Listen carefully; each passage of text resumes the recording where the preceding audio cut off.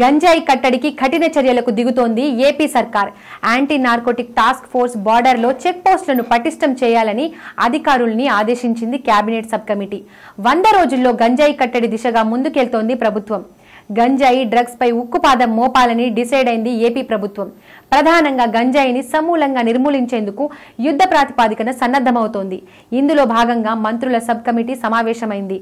హోంమంత్రి అనిత అధ్యక్షతన జరిగిన భేటీకి నారా లోకేష్, కొల్లు రవీంద్ర, సత్యకుమార్, సంధ్యారాణి హాజరయ్యారు. గంజాయి, మాదక ద్రవ్యాల నియంత్రణకు తీసుకోవాల్సిన పటిష్టమైన చర్యలపై సబ్ కమిటీ చర్చించింది. మత్తు పదార్థాల రవాణాను నియంత్రించేందుకు జిల్లాల వారీగా యాంటీ నార్కోటిక్ టాస్క్ ఫోర్స్ ఏర్పాటు చేయాలని పోలీసులకు కమిటీ ఆదేశాలిచ్చింది. గంజాయి బాధితులకు డి అడిక్షన్ కేంద్రాలపైన ఫోకస్ చేస్తూనే ప్రతి జిల్లాకు టోల్ ఫ్రీ నంబర్లు అందుబాటులోకి తీసుకురావాలన్నది నిర్ణయానికి వచ్చింది. ఇప్పటిదాకా 5,000 ఎకరాల్లో గంజాయి సాగు అవుతున్నట్లు ఓ అంచనా. ఇందులో సాగు వేసేలోగా నియంత్రించాలని లక్ష్యంగా పెట్టుకుంది ప్రభుత్వం. కొంతమంది గిరిజనులను ప్రలోభాలకు గురిచేసి గంజాయిని సప్లై చేస్తున్నారన్నారు గిరిజన సంక్షేమ శాఖ మంత్రి సంధ్యారాణి. అలాంటి వారి కారణంగా చాలా మంది జైళ్లలో మగ్గిపోతున్న పరిస్థితి ఉందన్నారు. గంజాయి వైపు వెళ్లకుండా ఇతర పంటల సాగుకి గిరిజనుల్ని మళ్లించడం, అలాగే ఉద్యోగాల కల్పనకు హామీ ఇవ్వాలన్న నిర్ణయానికి వచ్చింది కేబినెట్ సబ్ కమిటీ.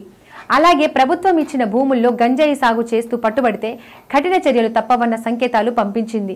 ఫైనల్ గా 100 రోజుల్లో గంజాయి, డ్రగ్స్ ఆనవాళ్లు లేకుండా చేయాలన్న సంకల్పంతో ప్రభుత్వం ముందుకెళ్తోంది. Please subscribe Pragna media. Please like, share, subscribe to Pragna Media. Pragna Media, please do like, share and subscribe. Please subscribe to Pragna Media. Please like, share and comment if you like the video. Pragna Media.